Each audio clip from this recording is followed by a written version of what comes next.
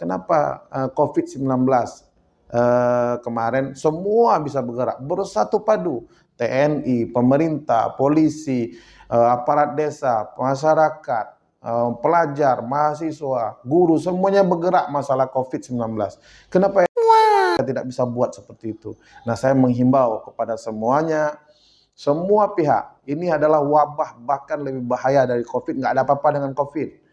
Ini jauh bahaya daripada COVID. Seharusnya ini jauh lebih harus kompak semua kita, dan juga alhamdulillah hari ini juga gubernur dan wali kota kita dilantik. Saya berharap dengan kepemimpinan baru Gubernur Aceh dan juga wali kota Banda Aceh, saya berharap ini jadi perhatian khusus.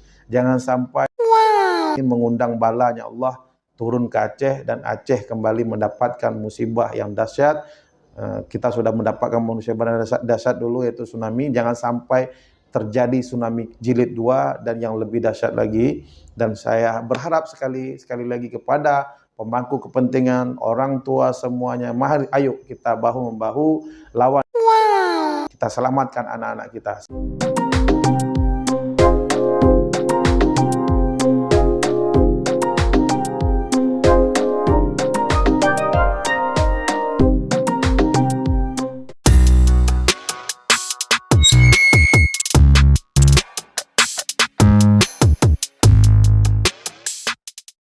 Bismillahirrahmanirrahim. Assalamualaikum warahmatullahi wabarakatuh. Pemirsa kajian Serambi yang dirahmati Allah, bertemu lagi pada pertemuan kita kali ini di episode Serambi Talk.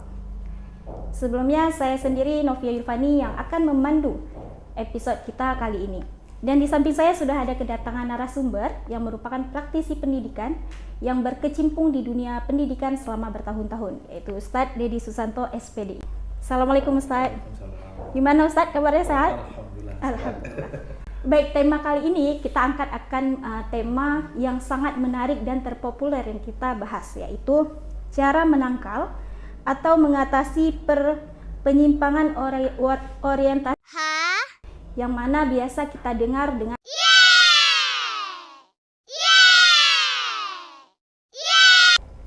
di sekolah. Terkait dengan berita ini sudah banyak sekali berita-berita yang sudah beredar terkait. Apalagi kemarin baru saja keluar berita terdapat 2 pelaku yang melakukan. Dan bulan Februari kemarin sudah dilakukan hukuman yaitu cambuk 100 kali. Nah, terkait dengan itu Ustaz, bagaimana cara mengedukasi siswa tentang sekolah? Oke, terima kasih. Bismillahirrahmanirrahim. Assalamualaikum warahmatullahi wabarakatuh.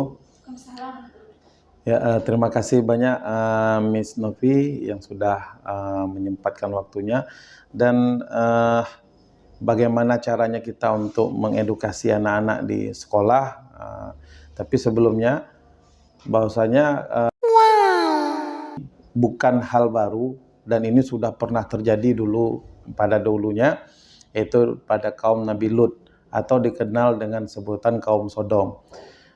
Mereka ini memang kalau kita bilang perlakuannya kasar, kejam, ya, dan mereka tidak segan-segan untuk yang memang tidak sesuai dengan keinginan mereka atau tidak mengikuti keinginan mereka, dan mereka melakukan hal yang keji, bahkan kalau kita bilang dulunya tidak pernah terjadi, belum pernah terjadi di muka bumi dulunya. Baru pada kaum Nabi Lut kejadiannya, yaitu mereka. Jadi kalau misalnya ada tamu misalnya tamu pria gitu, pria yang itu akan dinikah dengan sesama pria juga, begitu juga sebaliknya. Dan ini perbuatan ini memang luar biasa, sangat menimbulkan murkanya Allah. Dan hal ini miris terjadi di Aceh, seperti Novi sampaikan tadi, sudah banyak kasus di Aceh yang masalah. Nah, sekarang kita sebagai pendidik, tentu ini menjadi suatu hal yang harus kita pikirkan bersama, bagaimana kita agar anak-anak kita atau agar sekolah kita bisa terhindar dari hal ini, terbebas dari hal ini. Tentu banyak hal yang harus kita lakukan. Tapi sebelum kita melakukan hal langkah-langkah untuk menyikapi itu atau menangkal agar jangan masuk atau merusak anak-anak kita, mungkin ada beberapa komponen yang harus saling bekerja sama, Mas Nopi. Pertama adalah orang tua itu sendiri. Jadi orang tua harus punya peran aktif dalam hal ini. Nggak bisa orang tua menyerahkan semua pendidikannya itu ke sekolah, ke pendidik. Kedua, peran aktif kedua adalah pendidik. Pendidik ini harus betul-betul mengerti anak-anak tersebut. Dan ketiga, yang tidak kalah pentingnya adalah peran masyarakat. Nah, ketiga komponen ini harus bersatu padu untuk mengatasi ini. Dan kalau salah satu komponen saja tidak berfungsi, tidak bekerja sama, maka sulit kita menangkal LGBT ini khususnya di sekolah. Kenapa? Karena guru di sekolah misalnya. Guru di sekolah tugasnya mendidik anak-anak, mengajari anak-anak dari yang tidak tahu sampai yang tahu, dan termasuk mengawasi anak-anak, membina anak-anak, itu tingkat di sekolah. Ketika pulang di rumah kalau orang tuanya tidak juga sama ritme yang dilakukan untuk membentengi anak-anak di rumah, bahkan orang tua mungkin mau fasilitasi, anak butuh HP, dikasih HP, butuh internet, dikasih internet, butuh kendaraan, dikasih kendaraan. Maka ini percuma, yang di sekolah ini tidak akan berlaku, di rumah dia akan dapat fasilitas itu. Atau sebaliknya, sekolah sudah bagus mengontrolnya, di rumah juga sudah bagus dikontrol orang tua, tapi lingkungan masyarakat tidak peduli dengan itu, sehingga ketika nampak oleh masyarakat, padahal dia tahu itu anaknya sini sedang melakukan ini, tapi karena dia tidak, masa bodoh, takut kalau hari ini takut terlibat masalah misalnya kan, masyarakat juga jadi tidak open, tidak peduli. Nah, ini juga jadi masalah. Makanya tiga unsur ini harus bersatu padu. Orang tua, pendidik, dan masyarakat ini harus bersatu padu menjaga anak-anak kita semua, dan harus tanamkan prinsip anak orang juga itu anak kita. Kita bayangkan itu anak kita, kalau terjadi dan nampak oleh orang dibiarkan oleh orang, bagaimana? Jadi nampak anak tetangga, anak orang itu anak kita, dan harus kita jaga seperti kita jaga anak kita. Mungkin itu pintu awal. Baik, jawaban yang sangat menarik ya teman-teman sekalian. Jadi seperti yang Ustadz katakan, bahwa faktor eksternal itu, yang 3 faktor eksternal tadi sangatlah mendukung untuk menjaga anak kita agar tidak terpengaruh oleh yang namanya. Nah, terkait hal itu Ustadz, menurut Ustadz sendiri, pandangan Ustadz, bagaimana cara melibatkan orang tua dalam memberikan pemahaman dan dukungan terkait pendidikan yang berkaitan dengan. Ya, jadi melibatkan orang tua ini harus dari awal sampai akhir. Jadi kita tidak bisa melibatkan orang tua ketika anak-anak di sekolah diketahui dia menyimpang misalnya kan, menyimpang, udah tahu, guru tahu misalnya. Ketika masalah baru dibicarakan, jangan. Tapi memang selalu ada komunikasi yang intens dari pihak sekolah dengan orang tua, dan juga pihak sekolah juga betul-betul anak-anak ini betul-betul dijaga habis gitu. Nah, jadi hubungan intensnya apa? Laporan, perkembangan anak, bahkan kalau bisa ada komunikasi rutin, dan juga penting juga dilakukan adalah parenting. Parenting itu harus diperbanyak. Jadi orang tua, pertemuan orang tua, dan dihadirkan pemateri, narasumber. Karena kenapa? Orang tua kita kadang-kadang, bukan orang tua zaman sekarang, bukan mereka tidak mau untuk menjaga anak. Kadang-kadang pemahaman belum sampai ke situ. Nah, pemahamannya kadang-kadang tidak sampai. Oh, ini anak ini adalah titipan Allah. Kita harus diminta pertanggungjawaban di akhirat. Jadi kadang-kadang tidak sampai ke situ pemahamannya.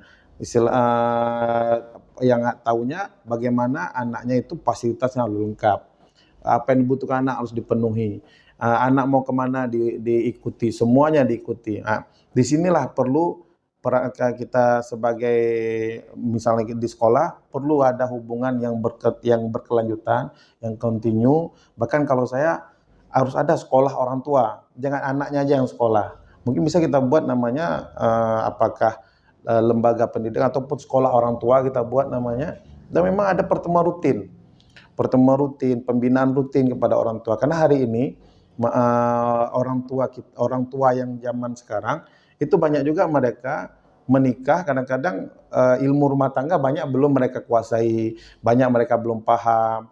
karena mereka menikah karena mungkin karena suka segala macamnya langsung nikah, terus sementara ilmu agama belum mereka pahami, ilmu berumah tangga belum mereka pahami, sehingga bagaimana lagi dia mau mendidik anaknya, bagaimana dia mau membuat karakter anaknya. Nah ini mungkin perlu kita, jangan anak saja yang kita sekolahkan, mungkin ke depan bisa kita buat sekolah orang tua. Jadi orang tua kita sekolahkan. Jadi bagaimana orang tua juga ikut berperan andil, berperan aktif untuk mendidik pendidikan anaknya. Makanya kalau kami di sekolah kami di MTS Nur Lubayan, kita memang melibatkan orang tua untuk pendidikan anak tersebut. Bahkan kita di sini ada beberapa orang tua, nanti kita minta mereka untuk jadi narasumber, mereka untuk menjadi pemateri, atau kita hadirkan pemateri dari luar, orang tua jadi peserta. Pokoknya orang tua kita libatkan dalam proses tersebut. Nah itu penting sekali. Mungkin begitu Miss Novi. Oke, baik, dari penjelasan Ustadz dapat kita ketahui bahwasanya parenting orang tua sangatlah penting agar anaknya terjaga. Benar Ustadz ya? Betul sekali. Oke, kita lanjut ke pertanyaan selanjutnya. Bagaimana sekolah dapat menyediakan dukungan yang tepat bagi siswa yang merasa bingung atau mengalami tekanan? Oke, terima kasih. Ini pertanyaan yang luar biasa. Jadi sekolah itu memang harus bisa menjadi solusi atau untuk solusi bagi anak-anak yang memang sudah ada tanda-tanda dia ke arah itu. Maka yang pertama mungkin seperti kita ketahui, pertama perlu adanya BK, guru BK di sekolah atau guru bimbingan konseling. Dan ini memang penting sekali karena usia anak-anak SMP adalah usia-usia yang memang sedang mereka mengalami puber ataupun transisi, masa transisi. Nah, masa transisi ini sangat rentan karena mereka ingin mencoba semuanya, semua hal baru ingin mereka coba. Dan pada saat ini membutuhkan orang yang bisa membimbing mereka. Itulah salah satunya kalau sekolah itu dikenal dengan nama guru BK ataupun guru bimbingan konseling. Nah, di samping itu juga perlunya penguatan terhadap pemahaman agama, penguatan agama kepada anak-anak kita, peserta didik di sekolah. Karena itu salah satu obatnya yang bisa yang ampuh itu adalah agama, yaitu agama. Dan kalau dengan hal-hal lain, karena dia tidak ada obat di apotek, tidak bisa kita cari di mana-mana, kita bisa obat cari. Yang salah satunya adalah agama. Maka dari itu sekolah itu harus banyak memberikan pemahaman atau ilmu-ilmu agama, contoh masalah sholat mereka, bagaimana mereka memiliki pemahaman tentang ibadah, tentang sholat, dan mereka tidak tinggalkan sholat, mereka laksanakan sholat, dan sholat itu menjadi kebutuhan mereka. Bagaimana mereka juga memiliki kemampuan membaca Al-Quran, menghafal Al-Quran, memahami Al-Quran, dan mereka juga mencoba mengamalkan Al-Quran pelan-pelan. Dan mereka juga mungkin harus juga kita ajarkan mereka bagaimana bersosial, berkomunikasi. Karena salah satu penyebab juga orang menyimpang ini karena mereka punya masalah dalam komunikasi juga.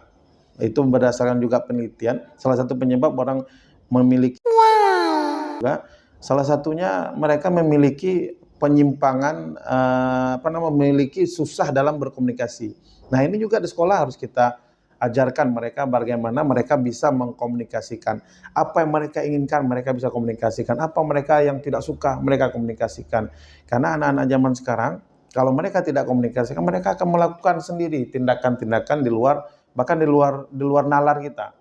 Nah selanjutnya juga kita harus juga cari tahu anak-anak ini, kadang-kadang ada anak-anak yang punya trauma-trauma masa lalu. Kalau ini masalah, mereka harus diterapi rutin. Nah, trauma masa lalu ini apa penyebabnya? Macam-macam. Ada trauma itu datangnya dari luar. Contoh mereka mungkin melihat orang tua mereka mungkin asik berantem, broken home lah kita bilang. Yang berantem tiap hari segala macam. Jadi sehingga muncul di pemikiran mereka, ternyata orang bersuami istri, orang berkeluarga itu nggak enak, berantem. Ini kan mempengaruhi ke anak-anak, sehingga mereka mencari pelarian lain, dan ini juga bisa menyebabkan broken home. atau trauma dirinya sendiri. Mungkin mereka pernah mengalami hal-hal yang tidak mengenakan pada diri mereka, yang itu pengalamannya, dan itu harus kita selesaikan. Jadi trauma, kalau mereka mengalami trauma, dan ini harus diterapi. Kalau trauma harus terapi.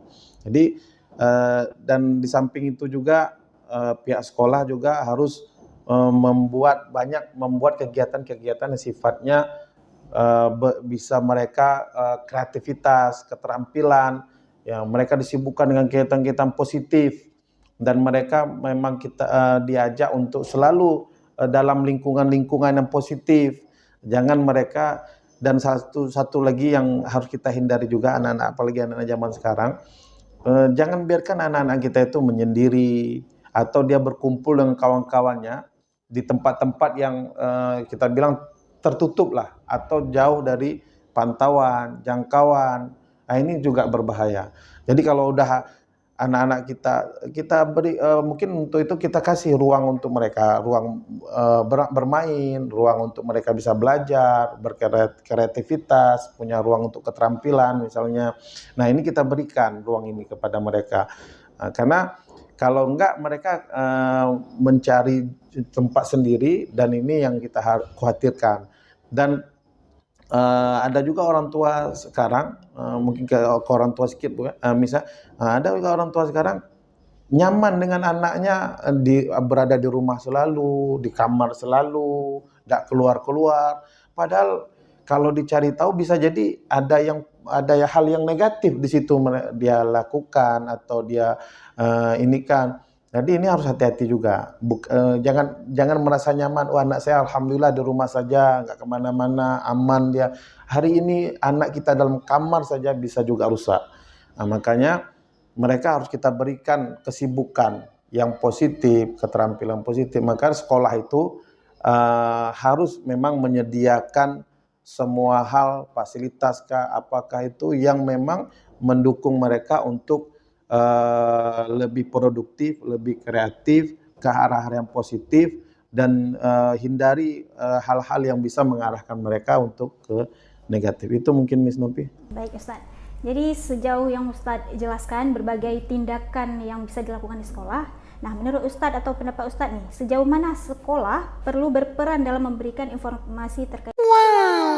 Ya, mungkin kalau ada sebagian orang menganggap menyampaikan hal ini kan tabu, misalnya tabu. Tapi sebenarnya, apalagi usia-usia anak, usia SMP, SLTP ke atas, SMP ke atas atau MSN ke atas, itu sebenarnya mereka sudah balik, dan ini hal-hal ini harus kita sampaikan, dan harus kita berikan istilahnya pendidikan ini harus kita kasih ke mereka.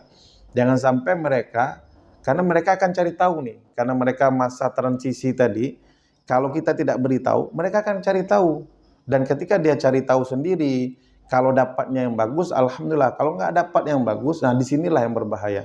Maka seharusnya sekolah, pendidik, itu jangan sungkan-sungkan, jangan ragu-ragu atau jangan malu-malu untuk menyampaikan ini kepada peserta didik, tentu dengan cara yang bagus. Dan ini tanpa henti. Mereka harus kita berikan pendidikan bahwasanya kalau begini bahaya nak, kalau begini bahaya, kalau ini yang betulnya. Nah, atau kalau ilmunya itu kesehatan reproduksi ya, perlu, karena mereka harus tahu itu, harus paham itu. Nah, jangan sampai mereka tidak memahami ilmu-ilmu tentang itu semuanya, sehingga nanti mereka mencari tahu sendiri, ini yang berbahaya. Dan menurut saya sekolah harus intens, harus continue untuk menyuarakan ini, dan seperti halnya sekolah-sekolah menyuarakan bullying. Tidak boleh ada bully di sekolah, tidak ada bully di sekolah. Nah, andai kata semua sekolah juga mengatakan hal yang sama juga untuk masyarakat.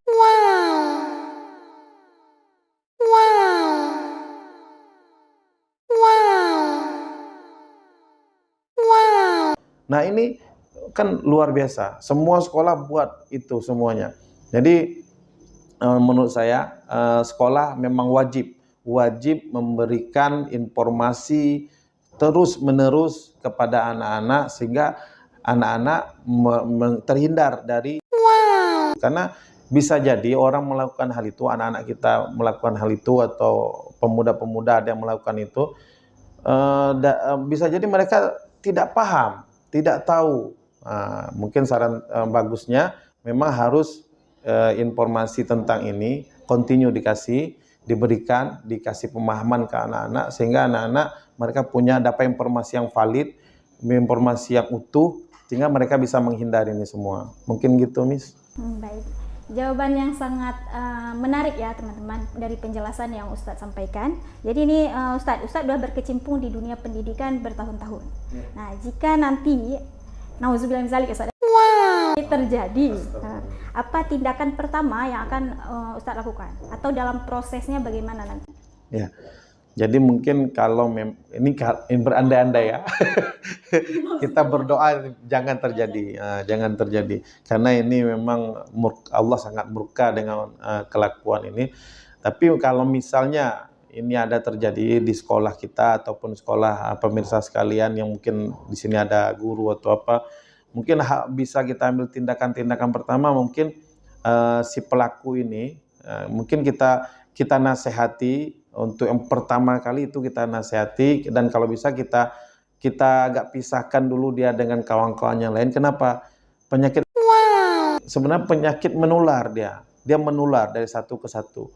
Nah, kedua, kita harus komunikasikan. Yang kita lakukan selanjutnya adalah kita harus komunikasikan dengan orang tuanya. Setelah kita pastikan bahwasanya anaknya ini memang punya gejala. Nah, kalau mereka sudah kita yakin memiliki itu, maka langkah selanjutnya kita lakukan adalah kita harus komunikasikan dengan orang tua. Kita sampaikan dengan orang tua. Jangan segan-segan untuk sampaikan ke orang tua, karena ini memang harus melibatkan orang tua. Nah, jadi tapi untuk pada saat tindakan pertama itu memang kita harus amankan anaknya. Kita berikan sedikit terapi-terapi kepada anaknya. Apakah dalam bentuk nasihat atau dalam bentuk, dan kalau bisa agak dipantau secara sama-sama anak tersebut, diawasi dengan agak ketat. Nah, setelah itu ini komunikasikan dengan orang tuanya, sampaikan ke orang tuanya, dan setelah kita menyampaikan ke orang tuanya, mungkin kita mengajak orang tuanya sama-sama untuk memeriksakan pertama mungkin meriksanya ke kesehatan ya, untuk memastikan apa betul sudah ini, dan tidak hanya ke kesehatan juga, ini harus kita periksa juga ke psikolog. Kenapa? Karena ini akan berpengaruh kepada kejiwaan. Nah, itu kita ajak orang tua. Nah, sehingga anak-anak ini nanti dari dokter, dari psikolog, mereka punya kesimpulan ternyata ini baru gejala dan masih bisa disembuhkan. Nah, itu begini langkah untuk penyembuhannya. Itu nanti ada arahannya. Nah, kalau misalnya anaknya sudah parah, memang sudah parah ini, tingkatnya sudah parah bahkan akut, maka mungkin dari dokter juga ada saran tersendiri untuk terapi anak-anak. Harus ada terapi khusus mungkin.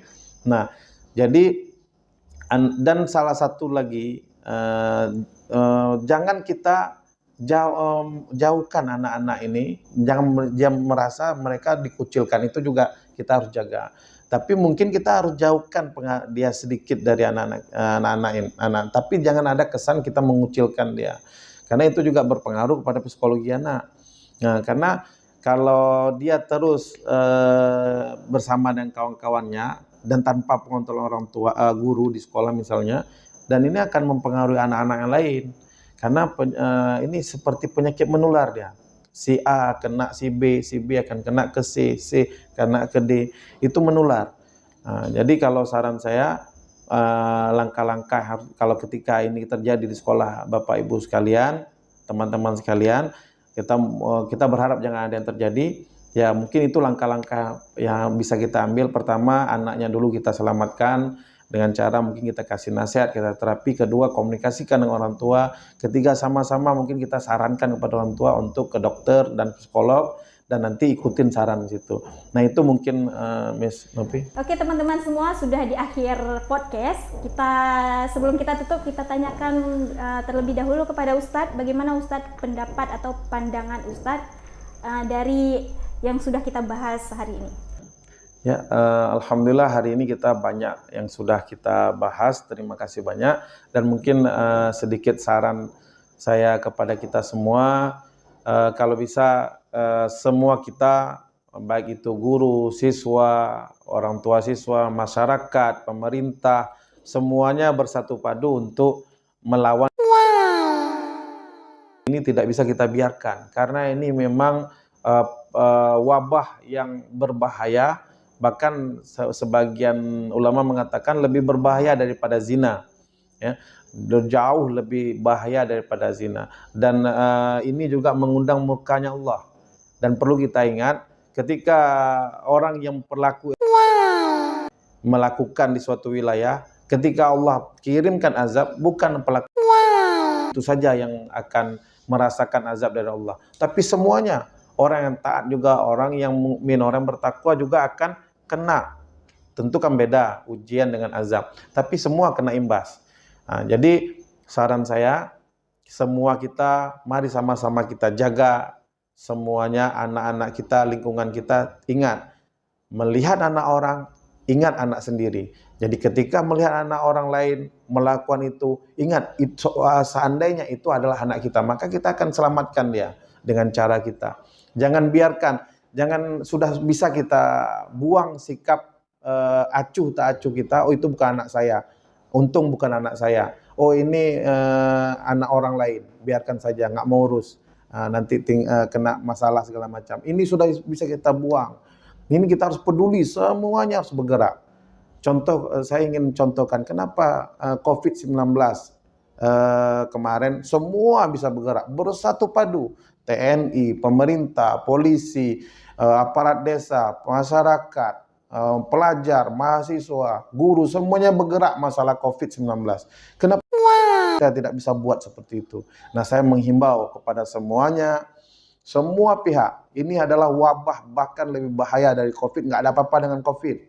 Ini jauh bahaya daripada COVID. Seharusnya ini jauh lebih harus kompak semua kita. Dan juga alhamdulillah hari ini juga gubernur dan wali kota kita dilantik. Saya berharap dengan kepemimpinan baru Gubernur Aceh dan juga wali kota Banda Aceh, saya berharap ini jadi perhatian khusus. Jangan sampai mengundang balanya Allah turun ke Aceh dan Aceh kembali mendapatkan musibah yang dahsyat. Kita sudah mendapatkan musibah dahsyat dulu, yaitu tsunami. Jangan sampai terjadi tsunami jilid 2 dan yang lebih dahsyat lagi. Dan saya berharap sekali lagi kepada pemangku kepentingan, orang tua semuanya, mari ayo kita bahu-membahu lawan, kita selamatkan anak-anak kita. Sekian, terima kasih dari saya. Mohon maaf. Assalamualaikum warahmatullahi wabarakatuh. Baik pemirsa sekalian, sudah selesai podcast kita kali ini. Semoga dapat menambah wawasan baru terhadap teman-teman semua. Jangan lupa like, comment, and subscribe channel ini. Saya akhiri. Assalamualaikum warahmatullahi wabarakatuh.